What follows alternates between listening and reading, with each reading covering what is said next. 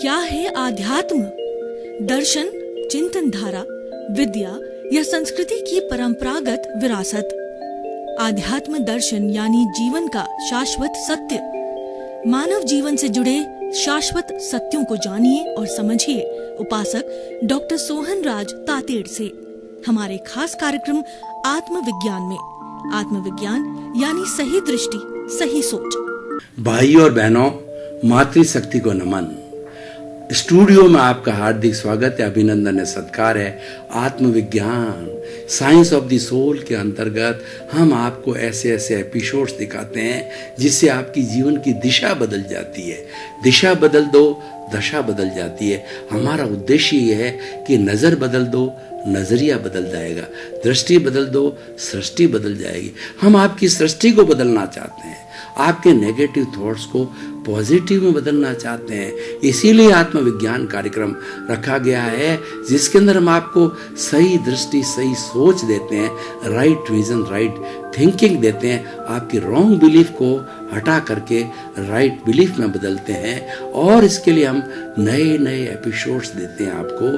तो आज का हमारा नया एपिसोड, नया विषय है कि धर्म प्राप्त कहाँ से करें। बहुत ही सुंदर विषय है। धर्म की बहुत चर्चा होती है।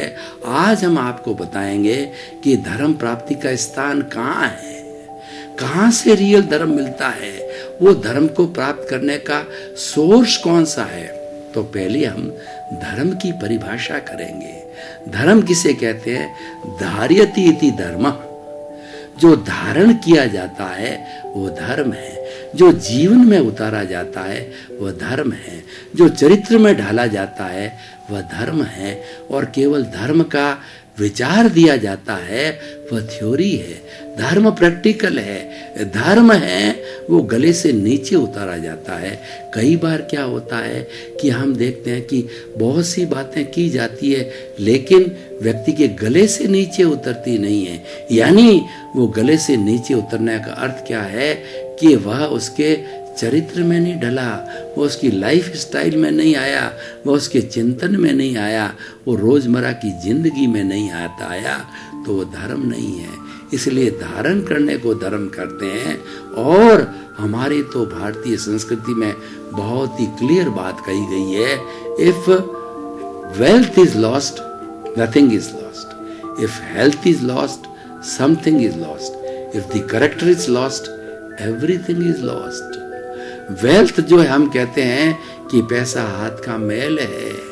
फिर परिश्रम करके अगर पैसा गंवा दिया है, चला गया है, तो फिर परिश्रम करके प्राप्त कर देंगे।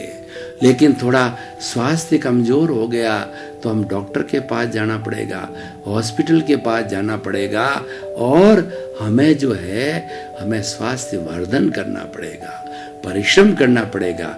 If character is lost, everything is lost. और व्यक्ति का एक बार चरित्र परीत इस सफेद चादर के ऊपर धब्बा लग जाता है तो वह व्यक्ति हमेशा के लिए गया। अभी इन दिनों में कितने बाबा लोग, कितने बड़े राजनीतिज्ञ लोग आज जेल के जो है सलाखों के पीछे हैं, उनका करैक्टर चला गया है। तो जिन बाबाओं को जो है भगवान रूप मान करके पूजा जाता था, जिन नीतिज्ञों के पत्थर तिरते थे, उनसे जो है उनके हाथों से अच्छे अच्छे काम कराए जाते थे, उनसे बड़े बड़े उद्घाटन कराए जाते थे, उनको चीफ मिनिस्टर बनाया जाता था, उनको मंत्री बनाया जाता था, उनको हम सम्मान देते थे, सर्वोच्च सम्मान देते थे। और आज वो जो है वो जेल के सलाखों के पीछे क्यों है? उनका करैक्टर समाप्त हो गया है, उनका चरित्र बल समाप्त हो गया है। उन्होंने ऐसे कुकर्म किए जिनके उनके चरित्र का नाश हुआ। मैं किसी व्यक्ति विशेष को ब्लेम नहीं करना चाहता हूँ, मैं तो उस व्यवस्था की बात करता हूँ कि किस व्यवस्था के कारण उन्होंने अपना करैक्टर को भ्रष्ट किया, उन्होंने धर्म को समाप्त किया। तो मैं आपको बताना चाहता हूँ कि वो धर्म कहाँ से मिलता है, किस मिसिंग फैक्टर के कारण ऐसा हुआ। उस मिसिंग फैक्टर को पुनः आप प्राप्त जो है कर लें तो कभी भी चरित्र का हनन नहीं होगा। हम आपको सूत्र देंगे जिससे हमारा चरित्र पुष्ट होगा। अब देखिए, एक परिभाषा धर्म की हुई, दूसरी धर्म की परिभाषा हुई वस्तु सहाओ धर्म। वस्तु के स्वभाव को धर्म कहते हैं। कैसे? अग्नि में हाथ डालिए तो आपका हाथ जल जाएगा, ये अग्नि का स्वभाव है, गर्मी देना, ताप देना। और पानी में, ठंडे पानी में हाथ डालिए, पानी गर्म है, हाथ गर्म है, शरीर गर्म है, तो पानी डालिए, ठंडा हो जाएगा। शीतलता देना पानी का स्वभाव है।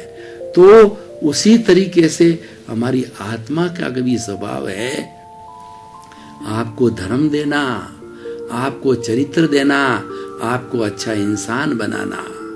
वह धर्म का काम है।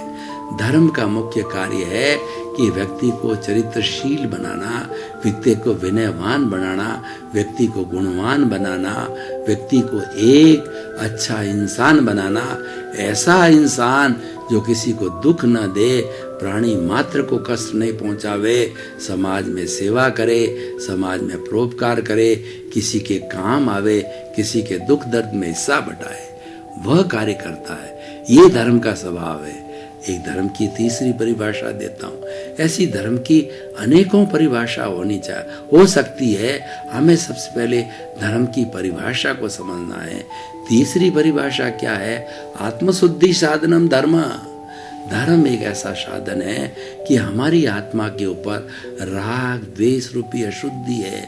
हमारी आत्मा के ऊपर जन्म जन्मांतर की दबी हुई जो भावनाएं हैं, जो राग द्वेष के रूप में है, जो कर्म शरीर के रूप में है, जो कॉजल बॉडी के रूप में है, और जो है हमारे सूक्ष्म शरीर के रूप में है, गारमेंट शरीर के रूप में है, तो उन सभी जो भवी हुई आत्माओं को जो है शुद्ध करने वाला, एक डिटर्जेंट पाउडर की तरह काम करने वाला, जो कि कपड़े पर कैसा ही दाग हो उसको साफ करके और एक सफेद जक बना देता है, जैसी मेरी चादर है, तो वो करने वाला जो है वो डिटर्जेंट पाउडर धर्म है। धर्म एक माध्यम है कि आत्मा के मैल को धोता है, आत्मा के राग द्वेष को साफ करता है। तो अब देखिए, अब प्रश्न हुआ कि हम धर्म कहाँ से प्राप्त करें। देखिए कि धर्म की तीन परिभाषाएं हुई। तो हमारी भारतीय संस्कृति के अंदर हमारी जो लाइफ स्टाइल है, हमारी जो जीवन जीने की पद्धति है, हमारे जो day to day lifestyle है, उसको जीने के लिए 4 भागों में बांटा गया है। कौन कौन से वो 4 घटक है? पहला होता काम, दूसरा अर्थ, तीसरा धर्म और चौथा मोक्ष। काम से संसार चलता है। जब व्यक्ति के अंदर यौवन आता है तो उसमें मादकता आती है और वह व्यक्ति अब्रह्मचर्य की ओर जाता है। उस अब्रह्मचर्य को रोकने के लिए हमारी भारतीय संस्कृति में विवाह का, शादी का उपक्रम किया, क्योंकि ये शरीर की आवश्यकता है। अगर हमने कोई व्यवस्था न बैठाई तो व्यक्ति अनैतिक कार्य करेगा। वो व्यक्ति अनैतिक कार्यों से वेश्यावृत्ति बढ़ेगी, वेश्यालय खोलेंगे। हम खोलना नहीं चाहते। हमारी भारतीय संस्कृति के अंदर वेश्यावृत्ति और वेश्यालय खोलने का कोई भी प्रावधान नहीं है। यह एक अपराध है जो कि स्वार्थी लोग अपने आप के स्वार्थी पूर्ति के लिए, धंधे के लिए, पैसा कमाने के लिए करते हैं। लेकिन इसको अपराध माना है समाज ने और संविधान में इसको अपराध माना गया है। उसको रोकने के लिए विवाह का सिस्टम किया, स्वदार संतोष। विवाह ऐसा सुंदर सिस्टम है कि एक जिसके साथ शादी हो गई उसके साथ संतुष्ट रहो। उसके साथ आपको इंटरकोर्स, मैथुन करने की परमिशन है, वह भी लिमिट में होना चाहिए।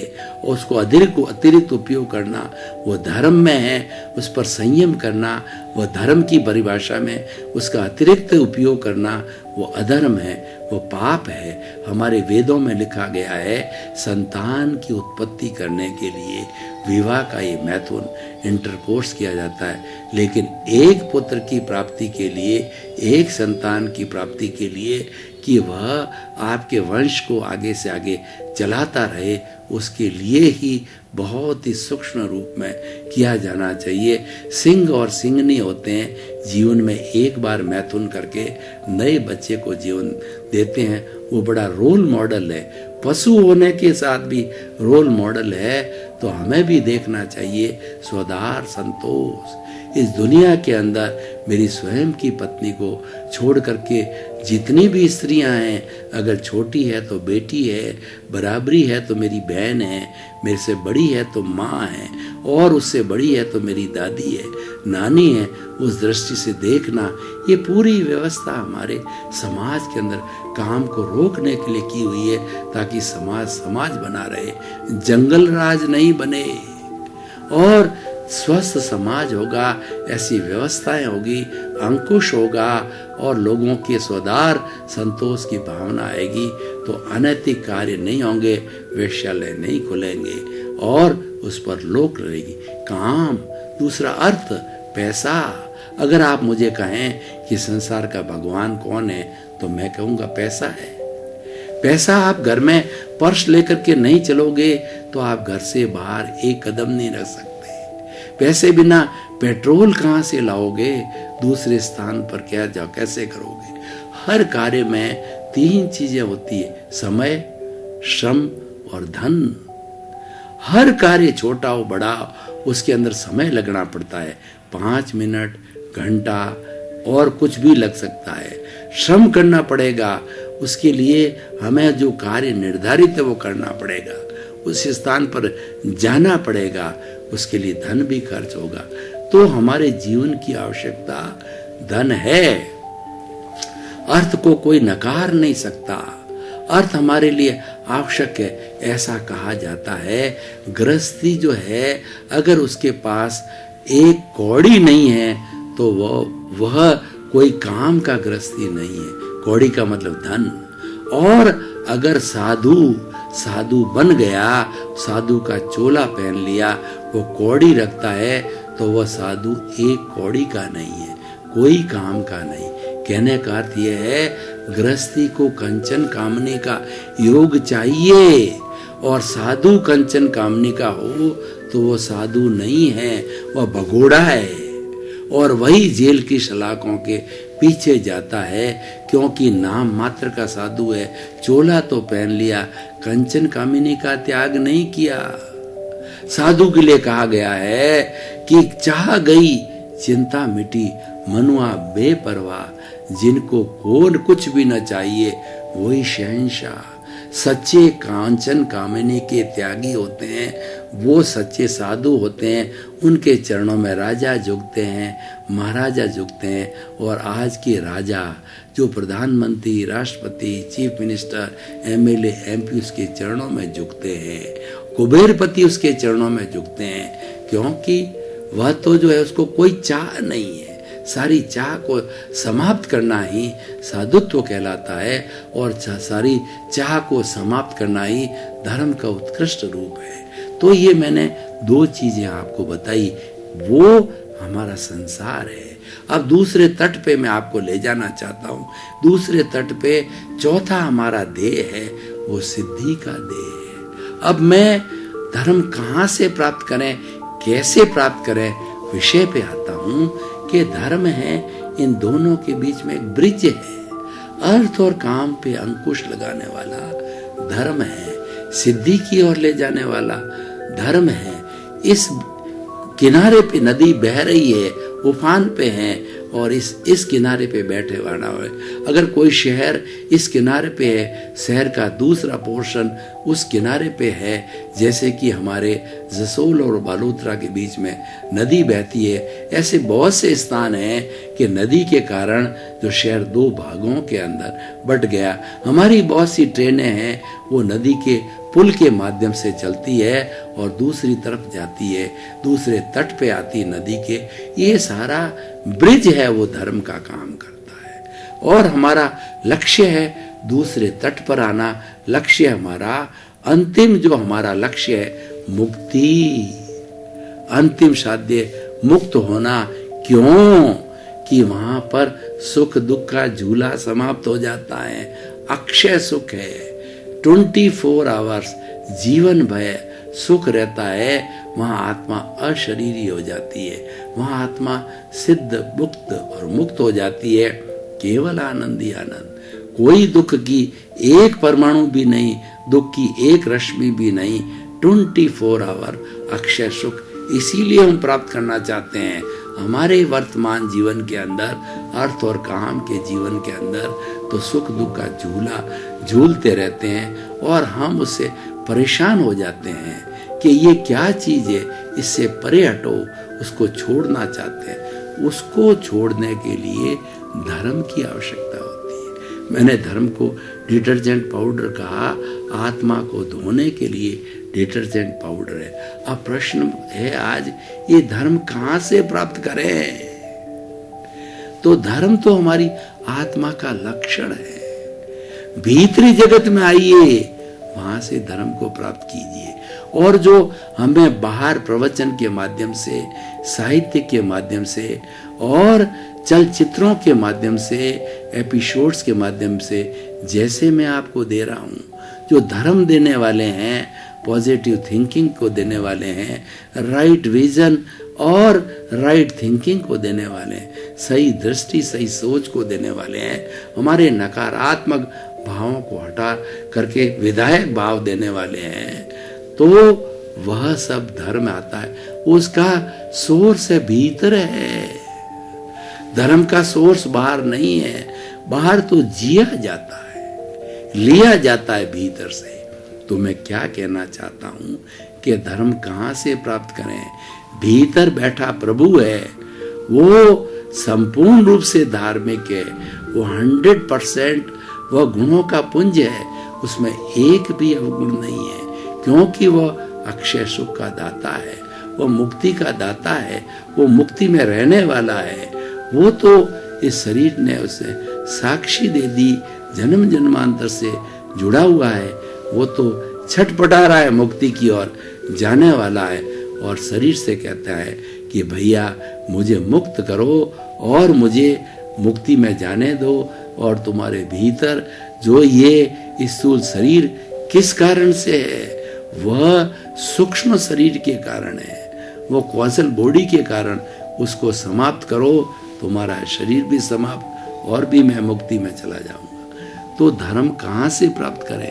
धर्म भीतर से प्राप्त करें। भीतर का धर्म क्या है? देखिए, मैं आपको भीतर के धर्म के 5 सूत्र देना चाहता हूं। मैं प्रैक्टिकल साइड में आ रहा हूं कि हम भीतर से धर्म कैसे प्राप्त करें। तो उसके 5 सूत्र है। भावक क्रिया, ये भीतर से आ रहा है। हाथ हिलाने वाला भीतर बैठा है, चिंतन देने वाला भीतर बैठा है, और जो प्रवृत्ति है बाहर मन वचन काया की हम कर रहे हैं, कराने वाला भीतर है। तो भावक क्रिया का अर्थ क्या हो गया? खाते समय खाना, पीते समय पीना। मैं एपिसोड दे रहा हूँ, मेरा सारा चिंतन एपिसोड देने में होना चाहिए। खेलते समय खेलना, हम वॉकिंग कर रहे हैं तो गमन योग करना, यानी जो प्रेजेंट की क्रिया है उसमें दद्द चित्त हो जाना। पढ़ रहे हैं, पढ़ने में चलो, ड्राइविंग है तो ड्राइविंग में रहो, गृहिणी भोजन बनाती है उसका ध्यान भोजन, यानी वर्तमान में जीना। एब्सोल्यूट 100% वर्तमान में जीना, ये साधना है, ये भावक क्रिया है, ये धर्म है, ये संवर है, और ये भीतर से आता है, ये प्रभु देने वाला है। इसीलिए अगर आप धर्म को प्राप्त करना चाहते हो, भीतर से प्राप्त करना चाहते हो, तो पहला सूत्र प्रैक्टिकल ये रखो कि आप हमेशा भावक क्रिया करोगे। 2 क्रियाएं साथ नहीं करोगे। खाना खा रहे हो और टीवी देख रहे हो तो क्या होगा कि आपका ग्रास है श्वास नली में चला जाएगा, तो बहुत बड़ा अनर्थ हो जाएगा। श्वास नली में फंस करके श्वास आना बंद हो सकता है, आपकी मृत्यु हो सकती है। आप ड्राइविंग कर रहे हो, आपका ध्यान ड्राइविंग में नहीं है, आप लेफ्ट देख रहे हो, राइट देख रहे हो, सामने वाली बड़ा ट्रक आया भचीड़ मार देगा और आप स्वाह हो जाओगे। जितने भी बैठे हैं सब स्वाह हो जाओगे। ध्यान चूकते ही एक ट्रेन चल रही है, पटरी पे चल रही है, और उसने जो सिग्नल का ध्यान नहीं दिया और उसने सामने रुकना चाहिए नहीं रुका, और उसी ट्रैक के ऊपर दूसरी ट्रेन आ गई, उसने ट्रैक नहीं बदला, रुकी नहीं, तो बचीड़ खाया। हजारों लोग स्वाह हो जाते हैं, एयर क्रैश हो जाते हैं। ये भावक क्रिया नहीं करने के दुष्परिणाम है। अब दूसरा है प्रतिक्रिया विरति। हमारी दुनिया में इतने झगड़े टंटे क्यों होते हैं, इतना पाप क्यों हो रहा है? उसका कारण ये होता है कि हम नेले पे दहला मार रहा है। एक व्यक्ति एक बात कह रहा है, हमने टॉलरेट नहीं किया, उसकी बात का तुरंत एक्शन दिया। आज की नई पीढ़ी क्या कहती है? हम कहते हैं भैया ऐसा मत करो, ये अच्छा नहीं है। आप मुझे क्या ज्ञान सिखाते हो?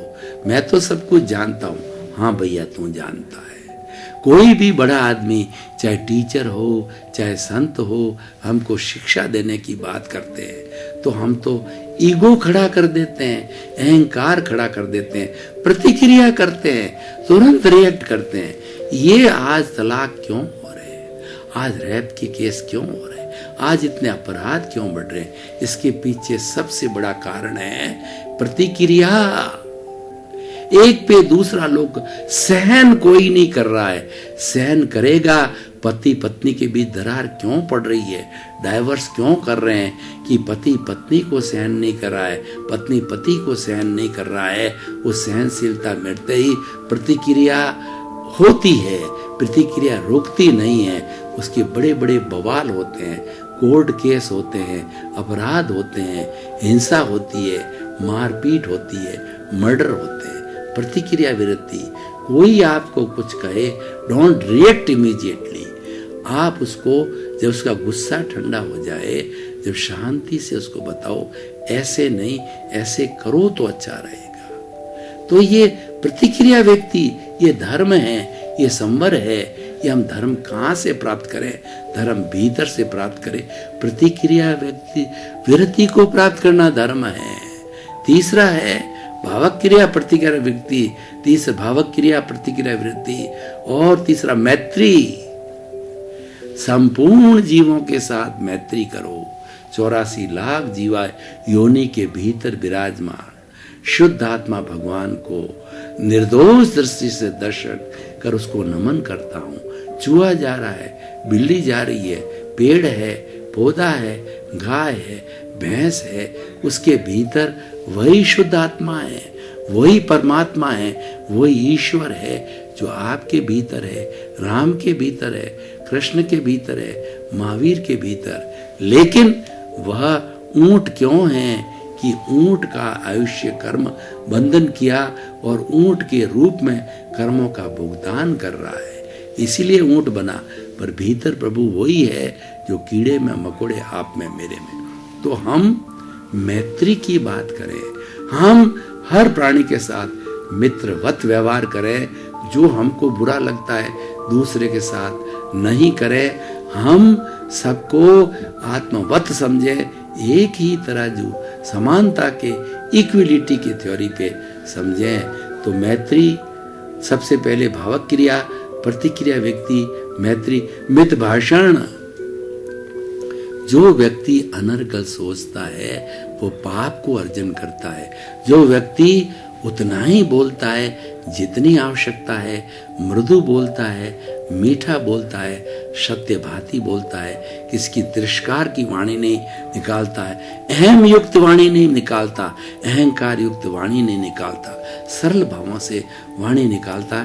जैसा मैं आपको समझा रहा हूँ कि भाई धर्म का काम ये है, सरलता है, अहंकार को नीचे रखो और कटुता को नीचे रखो।